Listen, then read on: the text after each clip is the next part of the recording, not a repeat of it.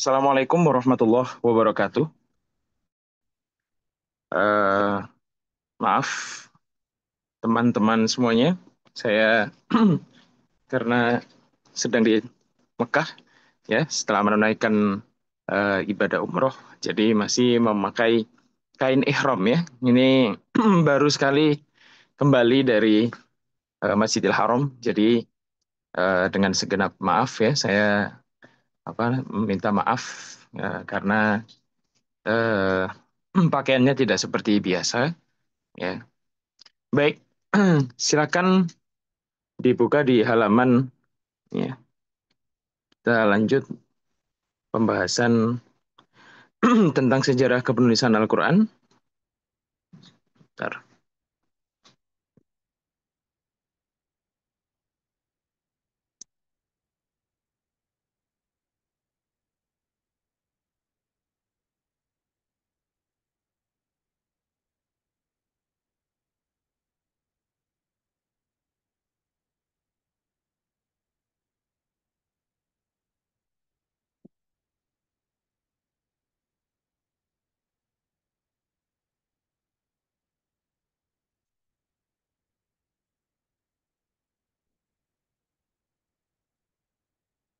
Baik, silakan dibuka di halaman 40 semuanya.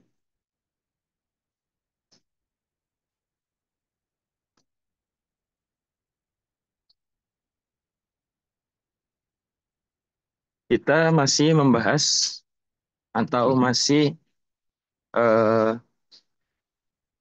berkutat dalam pembahasan nasakh ayat ya.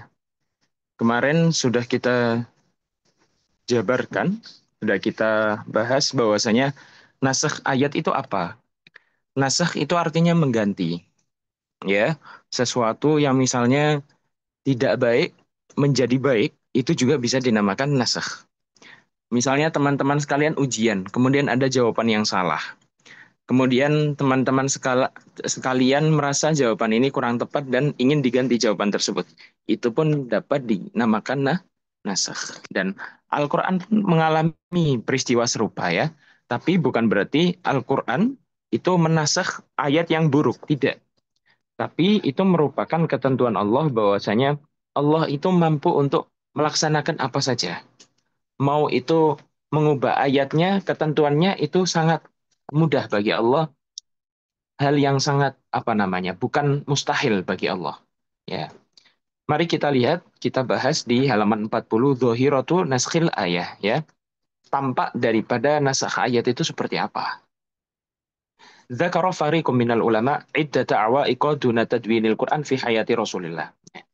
Beberapa ulama itu menyebutkan protes, menyebutkan eh, suatu komentar ya tentang kenapa di masa Rasulullah Shallallahu Alaihi Wasallam itu tidak ditulis mushaf ya. Kenapa kalau Rasulullah Shallallahu Alaihi Wasallam itu memerintah untuk mengumpulkan Al-Quran ya. Kenapa Rasulullah sendiri itu tidak menulis pada masa kepemimpinannya dalam menulis Al-Quran? Oke. Wa ala ra'siha nasul ayat. Terutama juga tentang masalah nasu al-ayat atau penghapusan ayat. Fakat aksaru min dzikrin nasakh fil Quran. Mereka menyebutkan banyak ya terjadi nasakh di Al-Quran itu banyak sekali ya. Kalau misalnya teman-teman pengen tahu ayat tentang yang dinasakh dan tentang yang dimansukh ya, itu bisa dibuka saja kitab secara PDF atau dibeli kitabnya namanya An-Nasikhu wal Mansukh. Ya, itu bisa dilihat ayat-ayat yang dinasakh oleh Allah Subhanahu wa taala itu apa saja. Kemudian yang gantinya itu apa saja. Wa tabaruhu akbaru aikin min awaiki tadwinil Quran fi hayati Rasulillah. Dan mereka menganggap ketika Rasulullah Shallallahu alaihi wasallam ini tidak membuat mushaf pada masa hidup beliau. Ini merupakan suatu problematika yang tidak dapat ditolerir, tidak dapat diterima begitu saja katanya. Wa qalu kana ayat tanzilu wa tunsakh. Karena mereka mengatakan ayat itu pada masa Rasulullah Shallallahu alaihi wasallam itu turun kemudian dinasakh juga. Terus buat apa? Ya, mereka sebenarnya ini tidak lain tidak bukan mereka ini ya juga berpikiran kenapa sih ayat itu turun ya, tapi tujuannya untuk dihapus gitu. Kalau gitu sekalian saja tidak usah diturunkan. Ya, padahal di balik peristiwa Nasr itu terdapat suatu pesan bahwasanya Allah itu berkuasa atas segala sesuatu. Ini kan masalahnya mushaf itu kalamullah, ucapan-ucapan Allah, ayat-ayatnya Allah. Jadi tentu terserah bagi Allah, mau Allah itu nurunin berapa ayatnya, mau Allah itu nurunin berapa suratnya, mau Allah menghapus pun itu terserah Allah. Tidak ada alasan bagi Nabi Muhammad SAW untuk menggagalkan ya bagaimana takdir Allah itu berjalan. Ya, jadi tidak ada alasan bagi Rasulullah SAW sehingga tidak apa namanya tidak setuju bahwasanya ayat ini harus dinasakh. Ya. Kemudian dan naskhu istamarra ila akhir hayati Rasulullah SAW. Dan nasakh ya, kejadian nasakh penghapusan ayat ini terus berlangsung sampai masa akhir hidup Rasulullah SAW. Ya. Mereka mengatakan bahwasanya kenapa kalau begitu, kenapa Rasulullah tidak bilang saja ke apa Tuhannya, yakni Allah Subhanahu wa taala untuk ya sudah tidak usah ada nasakh saja. Langsung to the point ayatnya yang turun apa. Ya. Kemudian famakana fi maqdurihi ayyudawwinal Qur'an qabla ayyablugha nihayatahu. Terus kenapa Rasulullah itu tidak sempat untuk menuliskan Al-Quran secara sempurna, secara kamil ketika masa hidup beliau. Kenapa harus dengan apa namanya nunggu kejadian ya seperti yang sudah saya jelaskan dulu bahwasanya Al-Quran itu ditulis karena ada ketakutan daripada sahabat Umar ketika para penghafal Al-Quran ini dibunuh. Takutnya Al-Quran ini hilang ya, Al-Quran ini hilang dan tidak tersisa dari Al-Quran ini kecuali segelintir orang saja yang menghafalnya. Nah, itulah menjadi titik poin untuk penulisan Al-Quran. Tetapi beberapa ulama menyebutkan ya, kenapa harus dimulai dari Sayyidina Umar ya yang berpikiran seperti itu. Kenapa harus mulai Sayyidina Abu Bakar yang mulai di masa Abu Bakar itu kepenulisan Al-Quran terjadi. Kenapa enggak ketika Nabi Muhammad apa namanya hidup saja ya Al-Quran itu ditulis ya. Kenapa apa Rasulullah tidak berpikir bahwasanya nanti eh, akan ada pembunuhan yang terjadi pada penghafal-penghafal Al-Quran. Ya, apakah Rasulullah tidak memprediksi tepat seperti prediksinya Umar? Ya, tentu Rasulullah sebagai manusia biasa, ya, yang memiliki banyak keistimewaan, juga memiliki sisi humanity, ya, sisi kemanusiaannya. Bahwasanya beliau itu tetap bisa salah. Bagaimana Rasulullah SAW ketika perang Khandaq itu mencari strategi yang cocok ya yang layak itu tidak dapat malah dapatnya dari sahabat yakni Salman Al Farisi ini menunjukkan bahwasanya Rasulullah itu ya pasti ada suatu kelemahan di bidang tertentu ya Rasulullah apa namanya memberikan kesempatan bagi para sahabat-sahabat untuk berijtihad ya. Ya, kemudian kana dzalika nihayah li ajri alaihi salatu wassalam fala yatamakkan min tadwini fi hayati wa qama bi khalifatuhu min ba'di ya ini karena begini, secara real dan secara gamblangnya, bahwasanya Al-Quran ini kan, kalau misalnya mau Al-Quran ini kan turun kan secara acak ya. Misalnya hari ini turun Iqra bismi rabbikal ladzi khalaq. Kemudian itu di juz 30. Kemudian tiba-tiba ya ayyul mudzatsir ya di juz 29. Terus kemudian turun lagi Al-Baqarah. Ini kan secara acak. Nah, sedangkan Al-Quran itu ditulis harus sesuai dengan ketentuan siapa? Ketentuan Lauhul Mahfud ya yang diajarkan Sayyidina Jibril. Nah, tentu hal ini tidak bisa dicapai ya kecuali ayat ini sudah terkumpul sepenuhnya. Nah, kapan ayat ini terkumpul sepenuhnya? Nah, ayat itu terkumpul sepenuhnya baru ketika Rasulullah 3 hari sebelum Rasulullah wafat. Nah, apakah 3 hari sebelum Rasulullah wafat ini apa mas namanya mereka cukup waktu untuk mengumpulkan Al-Quran? Ya tentu tidak. Ya, jadi ketika kita berpikir tentang keputusan Rasulullah, kita juga harus bersikap rasional ya. Jangan sampai kita karena apa namanya ada sesuatu yang tidak cocok dengan Rasulullah, terus kemudian kita membabi buta menyerang Rasulullah dari sisi kelemahan beliau ya. Itu tidak etis karena itu tidak rasional ya. Dan orang-orang yang berpikir seperti itu, ya itu termasuk mustasyrikin, orang-orang apa orientalis, orang-orang yang baru belajar Islam, atau orang-orang yang ingin mengajarkan Islam lebih dalam, ya mereka mengaku Islam, tapi sebenarnya mereka adalah penghajur dari agama Islam itu sendiri. Ya, jadi tadwinul Quran atau penulisan Al-Quran ya menjadi suatu mushaf itu memang dilakukan oleh khalifah karena ketidakcukupan waktu dan juga alasan lainnya karena wahyu itu turunnya secara acak dan terus-menerus. Qala Zarkashi, Imam Zarkashi berkata, wa inna ma lam yuktab fi ahdin Nabi sallallahu alaihi wasallam mushafun li alla yufdiya ila taghyiri fi kulli waqt.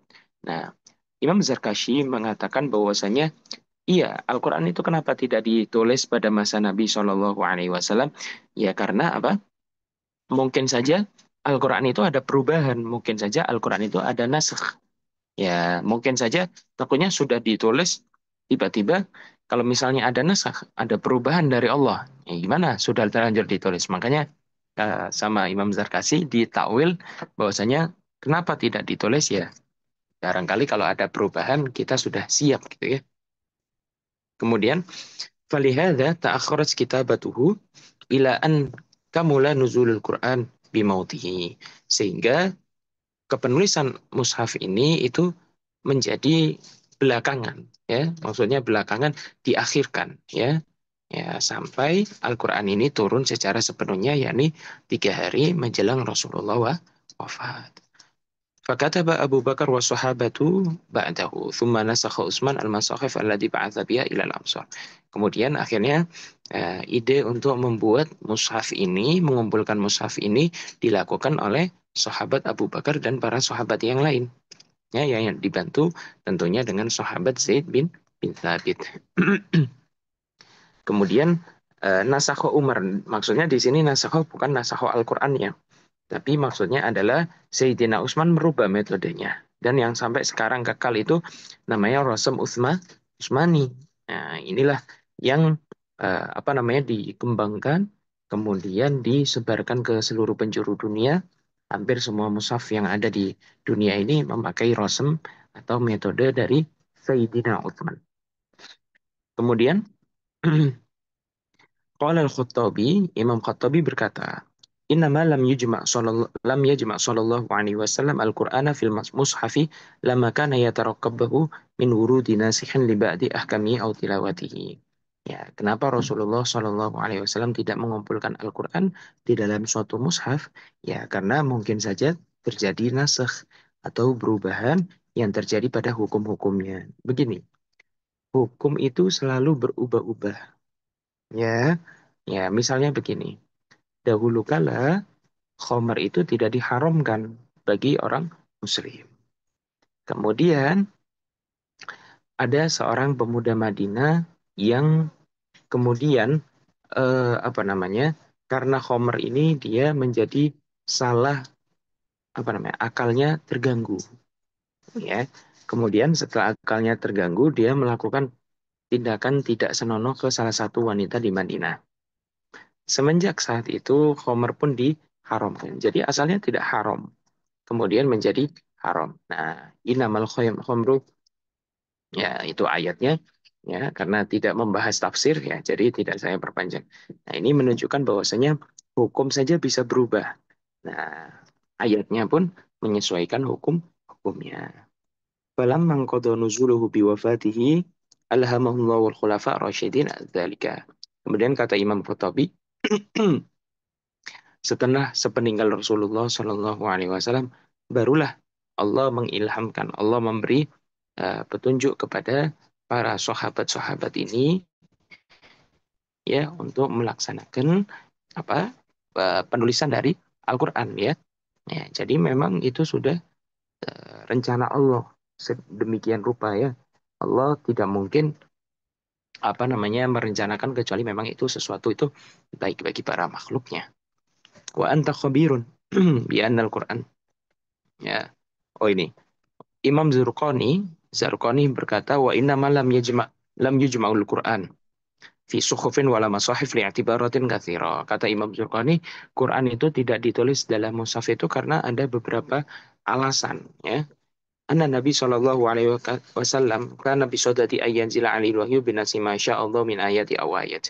Ya bahwasanya Nabi itu tidak bisa mempengaruhi Allah untuk apakah menurunkan ayat ataukah mengganti ayat. Ya jadi Nabi itu ngikut saja kalau misalnya Allah apa namanya pengen menasakh ayat tersebut, ya beliau nasakh ya. Karena yang punya hak prerogatif tentang perubahan ayat Al-Quran ya Allah, karena itu kalamnya Allah.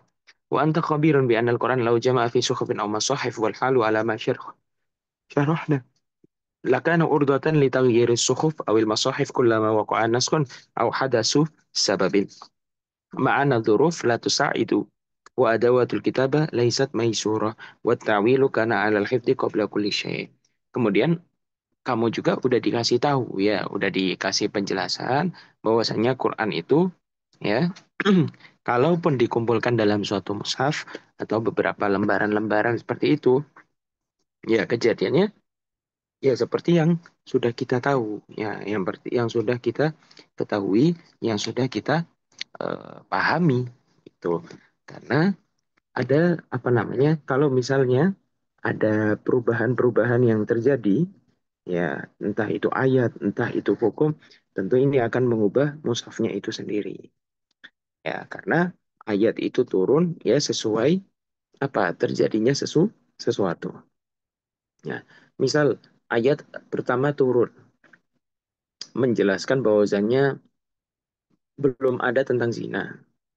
Kemudian datang lagi ayat kedua menjelaskan tentang zina. Ya, ini kan ada perubahan hukum, ya. Tentunya perubahan hukum ini juga harus apa namanya termaktub dalam suatu mushaf. Nah, kalau misalnya ada dua hukum yang bertentangan, ya hukum yang satu mengatakan seperti tadi, Homer itu tidak haram. Kemudian yang satu haram. Ini kan saling apa namanya ta'arud atau saling bertentangan. Jadi Al-Quran ini mengatakan yang mana? Apakah hukum Homer itu halal atau haram? Biar kita tahu tahu apa namanya tahu hukumnya. Nah, kalau misalnya tidak salah satunya dihapus ya, tidak salah satunya tidak dihapus, tentu hal ini akan apa menyebabkan bagi orang-orang pencari hukum dari Al-Quran atau para mujtahidin ya. Mana zalal Quran lian sukha nafsahu ya. Tidaklah Al-Quran itu turun kecuali untuk menasakh dirinya sendiri katanya.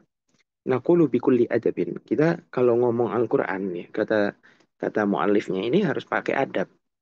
Ya, maksudnya jangan sampai ini pembahasan Al-Quran ini menjadi sesuatu yang apa namanya terkoar-koar, kemudian sampai kita mengucapkan kata-kata yang tidak pantas, kata-kata yang tidak sopan atas Al-Quran itu sendiri, katanya ya.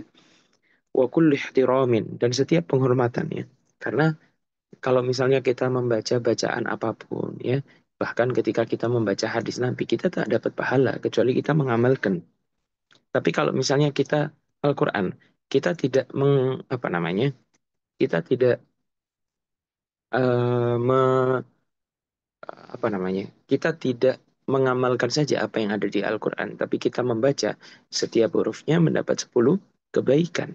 Ya, makanya kita kalau mengucapkan hal yang berkaitan dengan Al-Quran, ya harus dengan penghormatan penuh. Kullu man qala mithla hadzal kalam qad fatatu asya. Kata mu'alifnya, setiap orang yang mengatakan tentang pembahasan ini, ya sebenarnya dia melewatkan sesuatu. Wahum lam yafkar fiha. Mereka belum sempat memikirkan tentang hal ini.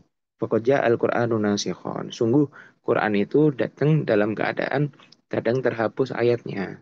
Wa maja'a mansukhan. Ja'a liyansukha ghairahu mimma yukhalifu. Nah, Al-Quran ini menasakh, menghapus yang lain yang tidak sesuai dengan dirinya. Ya, seperti contoh tadi ada dua hukum yang berbeda. Ya tentu salah satunya harus dijelaskan. Misal kok khamr itu halal apa haram?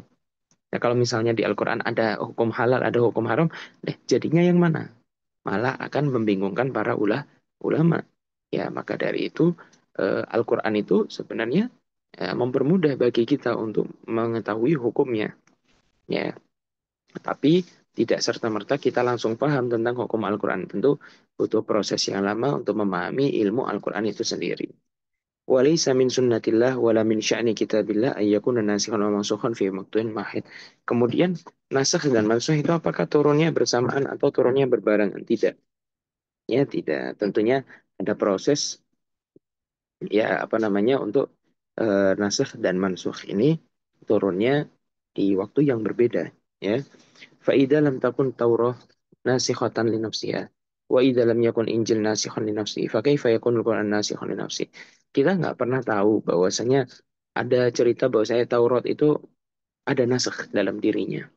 Kemudian kita tidak pernah mendengar bahwasanya Injil itu menasakh dirinya sendiri. Terus kenapa kalau Quran itu kok ada masalah nasakh dan mansukh?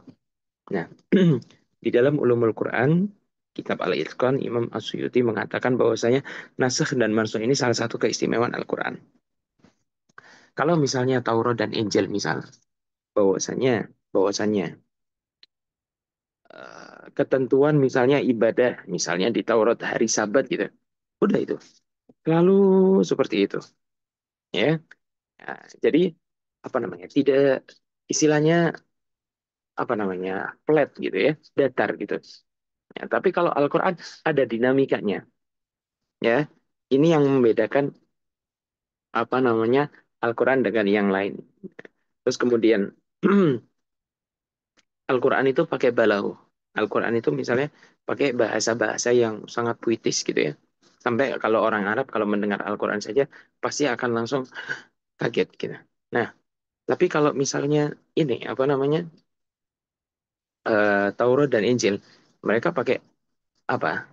Tidak memakai balaghah ya, pakai bahasa sampaian saja, tidak usah pakai bahasa kiasan. Ya ini merupakan daripada keistimewaan Al-Quran.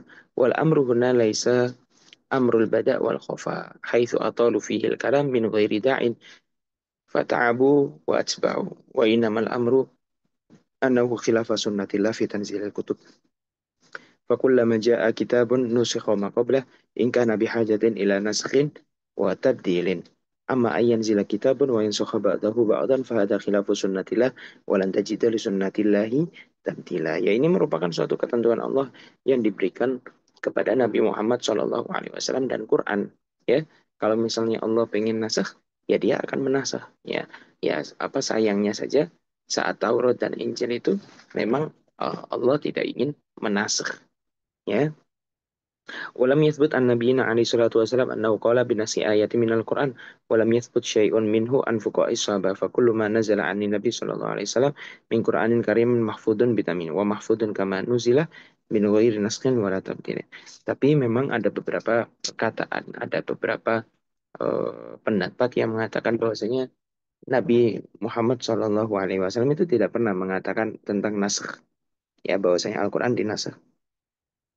Kemudian dari fuqaha sahabat, orang-orang fakih, orang-orang ahli fikih dari sahabat pun tidak ada yang menyebutkan hal nasakh dan mansukh ini.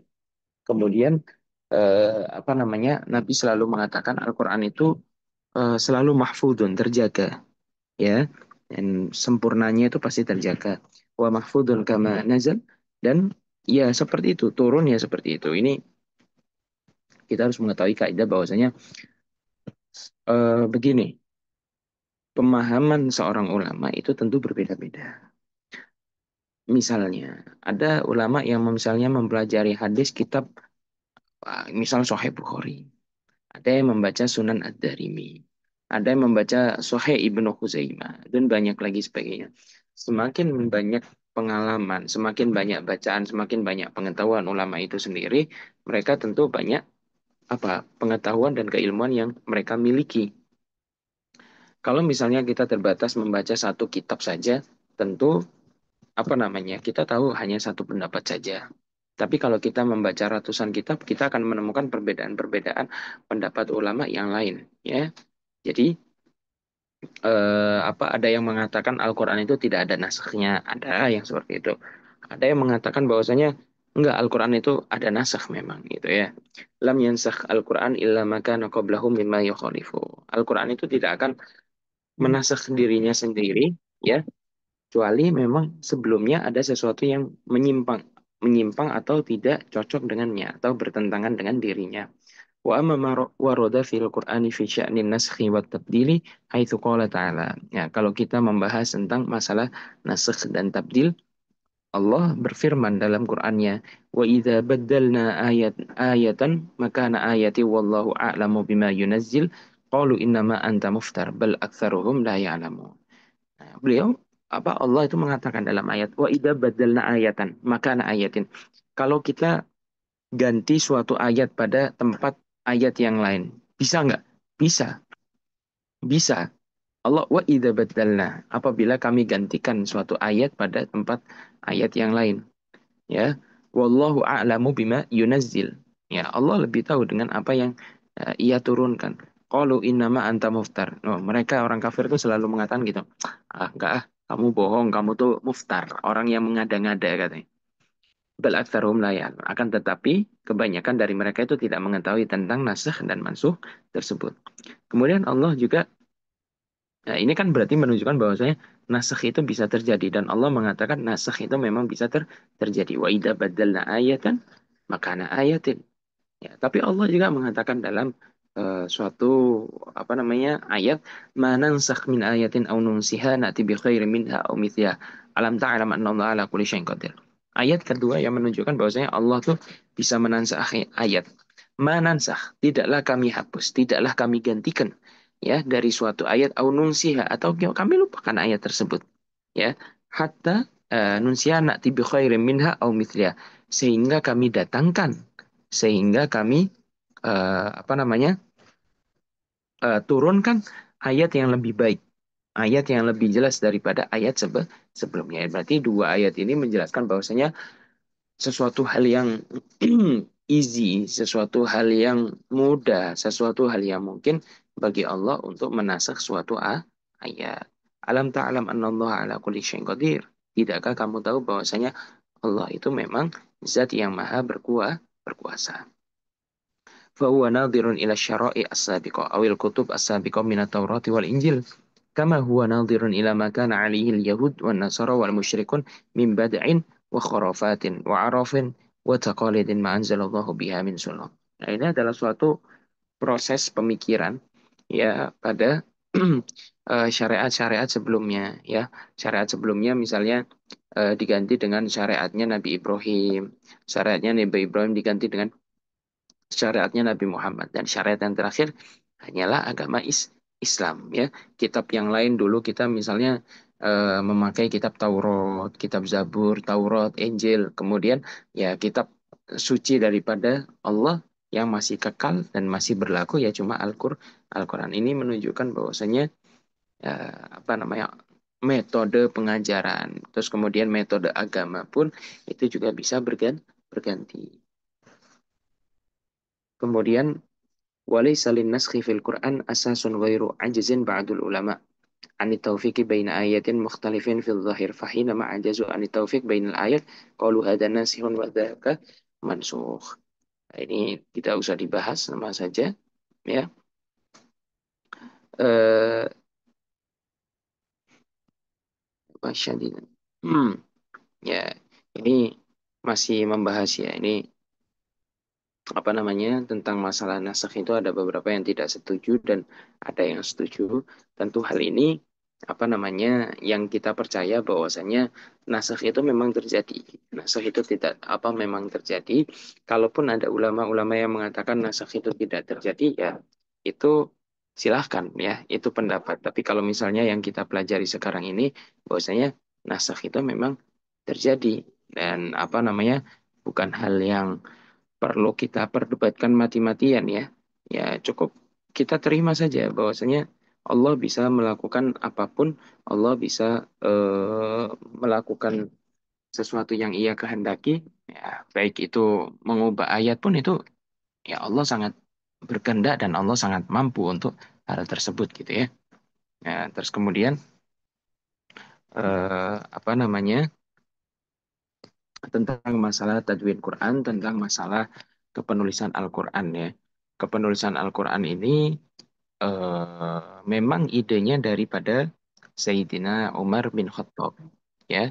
Kemudian karena peristiwa Yaumul Yamamah ketika 70 orang penghafal Al-Quran dibunuh, kemudian Sayyidina Umar bin Khattab mengatakan kepada Sayyidina Abu Bakar tentang pentingnya menulis Al-Quran.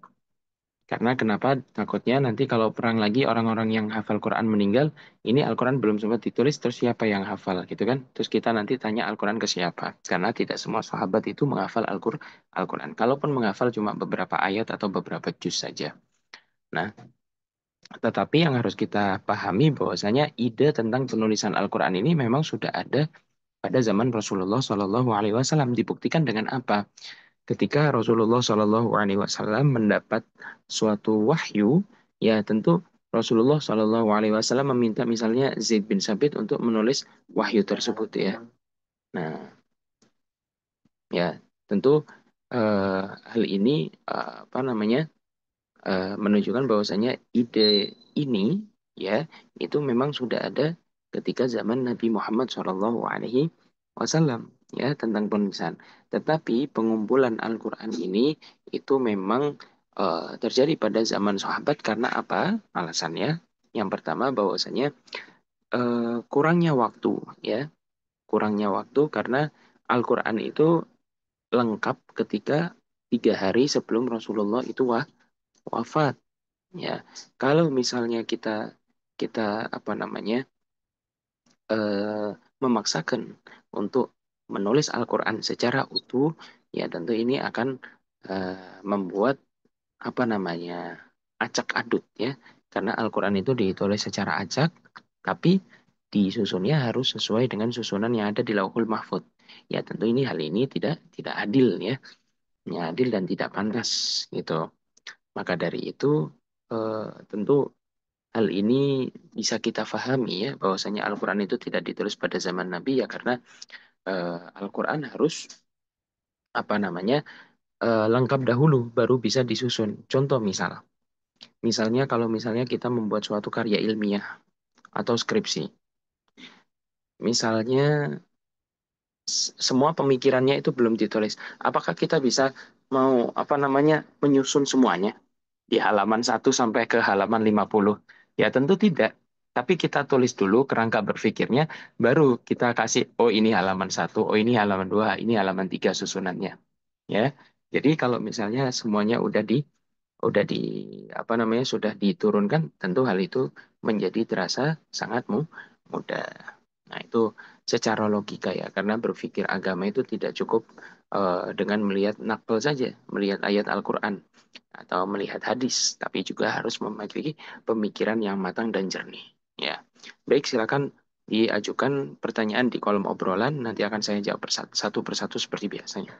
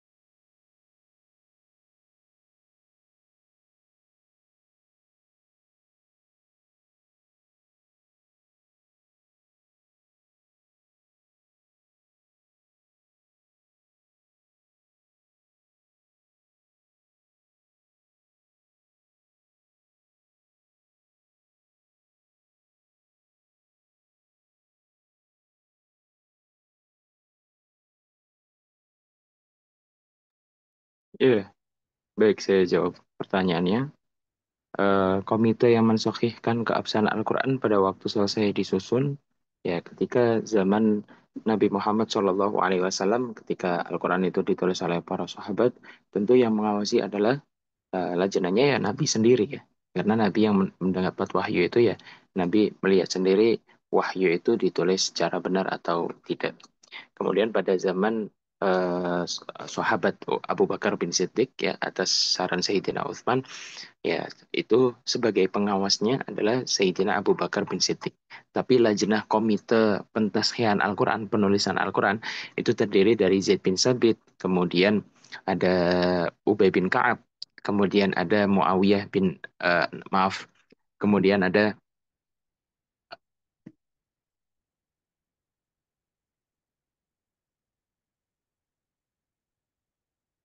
ya, kemudian ada Muawiyah bin Abi Sofyan, ya, dengan syarat Al-Quran, apa namanya, ayat tersebut memang dihafal oleh beberapa sahabat, ya.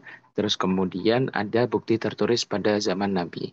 Sedangkan ketika Sayyidina Khalifah Utsman bin Affan, itu komite penyusunan Al-Quran tetap yang pertama ketuanya Zaid bin Sabit, karena Zaid bin Sabit itu sahabat yang paling banyak menulis Al-Quran. Kemudian ada Abdullah bin Zubair bin Awam. Kemudian ada juga Sa'ad bin As, kemudian Abdurrahman bin Harith bin Hisham ya. Jadi itu merupakan lajnah tentang penulisan Al-Quran. Kemudian tanggal spesifiknya tentu kalau hari dan ini siapa yang mencatat hari itu tidak ada ya. Tapi yang bisa apa namanya dicatat adalah tahunnya. Bahwasanya ketika Al-Quran dikumpulkan pada zaman Abu Bakar itu pada tahun 12 Hijriah, kemudian pada zaman Utsman bin Affan terjadi pada 25 Hijriah. Nah, itu apa namanya? Tahun di mana Al-Quran dibukukan pada zaman Abu Bakar bin Siddiq dan juga Utsman bin Affan. Baik, itu yang bisa saya sampaikan pada pagi hari ini. Kurang lebihnya saya mohon maaf. Wabillahi taufiq wal hidayah. Wassalamualaikum warahmatullahi wabarakatuh.